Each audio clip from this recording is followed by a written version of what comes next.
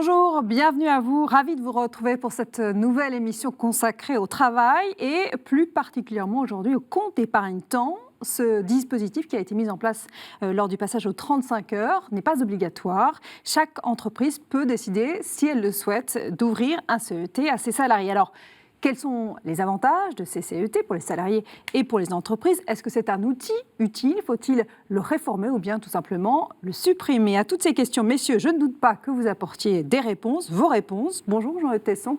Bonjour. Voilà, avec son regard de chef d'entreprise. Et puis à vos côtés, Joseph Touvenel, vice-président de la CFTC. Donc deux regards différents, mais deux regards chrétiens sur le travail.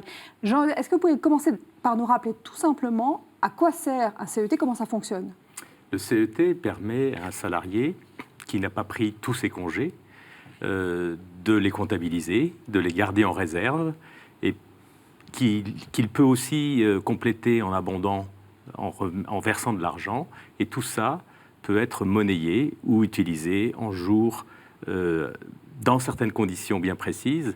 Mais en tout cas, ça permet au salarié, pour une période de sa vie où il a besoin d'un peu plus de disponibilité, d'utiliser ce qui provient justement de congés mis de côté ou de sommes consacrées à une opération comme celle-ci. En fait, le législateur s'est rendu compte, quand on est passé aux 35 heures, que certains salariés ne pourraient pas utiliser toute leur RTT, CP, congés payés et autres. C'est ça l'idée? Ça existait déjà. Ah. Ça existait. Au moment des 35 heures, effectivement, ça a pris une autre importance. Comme Jean-Eudes l'a dit, ça permet les salariés de mettre dans un petit compte les heures. Par exemple, je ne prends pas mes RTT ou je les prends qu'en partie, une partie que je vais mettre dans un compte. Et puis, voilà, j'ai un projet familial, je veux prendre un congé parental. Hop, j'utilise ce qui me permet de financer mon projet parental. Ou je peux prendre une année sabbatique pour aller une expérience humanitaire quelque part. Donc c'est assez intéressant.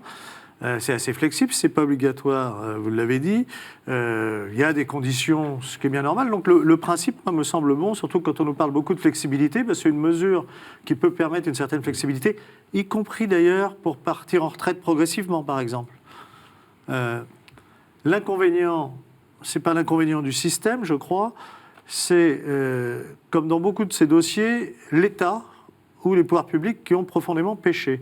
Là où ça ne va pas, c'est notamment, on l'a vu dans les hôpitaux, où il faut provisionner. Si vous mettez quelque chose sur un compte, l'entreprise, elle le sait, elle provisionne. Oui, sauf que dans les hôpitaux, ils se sont amusés à ne pas provisionner. Et comme les 35 heures, ça a été un bazar qui n'est toujours pas terminé d'ailleurs dans les hôpitaux, pour une raison simple, c'est que dire aux gens, vous allez moins travailler quand déjà ils sont à fond et il manque de personnel, et qu'on ne rajoute pas du personnel, parce que ça a été le cas, ou trop peu. Ça devient compliqué. Un manque de prévision. Alors, on a dit aux gens, alors prenez pas vos RTT, on met ça sur un compte, oui, mais ça n'a pas été provisionné. C'est-à-dire, ça s'appelle une très mauvaise gestion. Le chef d'entreprise, il a intérêt, lui, à provisionner... oui, mais dans le privé, c'est forcément bien comptabilisé. Et on parlait de flexibilité. La flexibilité, elle est intéressante pour le salarié, mais elle est intéressante aussi pour l'employeur. Et Joseph parlait de l'utilisation de ces comptes épargne-temps en fin de carrière pour partir progressivement à la retraite. Et ce qui est intéressant, c'est que ça permet justement de mettre en place une sorte de tutorat, pas une sorte, du tutorat, pour les remplaçants de ceux qui vont partir à la retraite, sans avoir la charge intégrale de 2 salaires ou de 2... Ça, c'est intéressant pour le chef d'entreprise que vous êtes. Oui, mais vous dites... ça a été payé avant, oui, de bien toute sûr, façon. Tout à fait, C'est-à-dire que c'est quelque chose qui a été mis de côté. Et cette flexibilité, elle va pour moi dans le bon sens, dans la mesure où c'est quelque chose qui est convenu entre les deux parties. On ne peut pas imposer à un salarié un compte épargne-temps, enfin d'épargner du temps, de le mettre de côté, de mettre de côté des RTT ou des jours de congé. Et en revanche, l'employé est libre, dans certaines conditions, de mettre de côté au chaud des jours de congé qu'il n'aurait pas pris. Ou de les monétiser s'il souhaite. Ou de les monétiser, oui. Pouvoir partir Mais à noter sous le soleil. et c'est intéressant parce que ce dispositif, il n'est pas pollué par la question de la fiscalité, ce qui est souvent le cas de certains dispositifs. Là, quand c'est monétisé, c'est fiscalisé de la même façon que les fonds par exemple, si c'était des transferts d'un PERCO vers un compte épargne-temps, ça sera fiscalisé comme le PERCO. Donc là, on a l'impression, quand on vous écoute, qu'il n'y a quasiment que des avantages, mis à part quand c'est l'État qui gère mal. Il y a quand même un risque, puisque le passage aux 35 heures était... Donc les salariés travaillent 39 heures, mais on leur octroie des RTT qui sont censés compenser ces heures supplémentaires. Je ne dis pas de bêtises, Joseph. Certains salariés, parce qu'ils ont besoin d'argent ou ils ont besoin de temps supplémentaire pour leur famille, vont en fait travailler plus et avoir des plages horaires de temps de travail beaucoup plus importantes, en préférant thésauriser ces jours ou en espérant les monétiser. Donc en fait, ma question, c'est est-ce que ça ne va pas? Est-ce que l'équilibre vie professionnelle, vie privée, Joseph me voit arriver avec mes gros sabots. La question est bonne. Mais derrière cette question, un dispositif... Est-ce que c'est un vrai choix pour certains salariés? Un dispositif qui offre de nouvelles possibilités, c'est bien. Évidemment, il y a toujours une réalité avec comment j'utilise mon espace de liberté. C'est pas pour ça, à mon sens, qu'il faut interdire l'espace de liberté. Après, ça peut être bien ou moins bien utilisé. Effectivement, mais on connaît tous des gens qui sont en train de perdre leur vie parce qu'ils veulent gagner toujours plus d'argent, ils sacrifient leur vie personnelle, ils sacrifient leur vie familiale, et ça va à des drames. Celui qui est dans ce déséquilibre, cet outil, il va mal l'utiliser. Celui ou celle qui est dans un bon équilibre, il l'utilisera à bon escient. C'est pas pour ça que je vais dire on va supprimer l'outil. Hein. C'est pas voilà. Il faut mettre des garde-fous peut-être. Un marteau, ça peut être très utile et pas faire de dégâts, ou ça peut faire de dégâts. C'est bien utilisé, manié avec ça dépend adresse. comment on s'en sert. Mais les garde-fous, ils y sont. C'est-à-dire qu'on ne peut pas décider de mettre tous ces congés dans un compte épargne-temps. C'est qu'il y a un plafond. Déjà, on a 4 semaines de congés payés, on ne peut pas y toucher. C'est obligatoire, c'est la 5e que l'on peut. La 5e et les autres. Et les RTT. Mais déjà, on oblige les gens à prendre 4 semaines de congé, ce qui est déjà pas mal. Et c'est vrai que le risque, il existe de vouloir monétiser tout cela pour gagner plus, au détriment de sa santé, au détriment de la vie familiale. Mais quand il s'agit de la 5e, il n'y a pas toujours une 5e semaine de congé. Donc là, pour moi, le garde-fou, il suffit. Mais je crois que surtout le problème aujourd'hui, l'inconvénient, c'est que ce dispositif, il n'est pas suffisamment connu et utilisé. C'est la responsabilité de qui, ça, de parler du CET? Ça fait partie du dialogue social à l'intérieur d'une même entreprise ou d'une branche professionnelle. Alors, dans mon entreprise, par exemple, nous n'avons pas d'accord de branche professionnelle. Par contre, dans mon entreprise, on a un accord de compte épargne-temps qui est utilisé par une certaine catégorie de personnel. C'est surtout les cadres, parce que les... Mais c'est vrai, ce que vous disiez est très juste. Souvent, le CET, on apprend c'est du bouche à oreille, en fait. On le sait entre salariés qu'il existe la possibilité de mettre certains jours avec un certain plafond sur un CET. C'est dommage de mal communiquer sur cet outil dont vous dites qu'il sert aussi bien aux salariés qu'aux entreprises. Oui, mais peut-être que les syndicats font mal leur travail.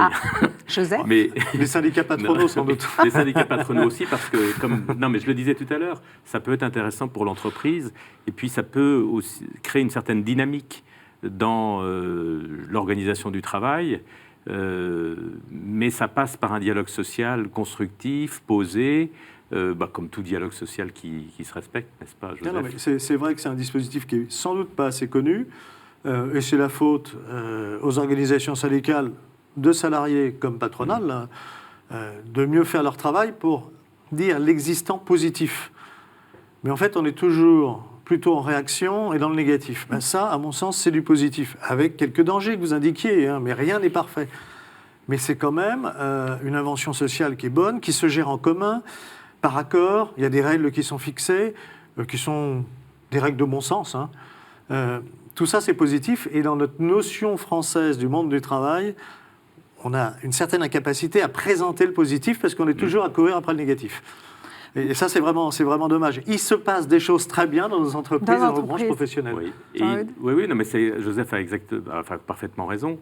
C'est exactement ça. Je dirais même qu'on a tendance à rentrer dans une comptabilité des avantages acquis, alors que les avantages, ce que je disais tout à l'heure, un compte épargne-temps oblige à regarder l'organisation du travail d'une autre façon. Autrement. Et avec des avantages collatéraux au-delà de ce que ça peut apporter aux salariés.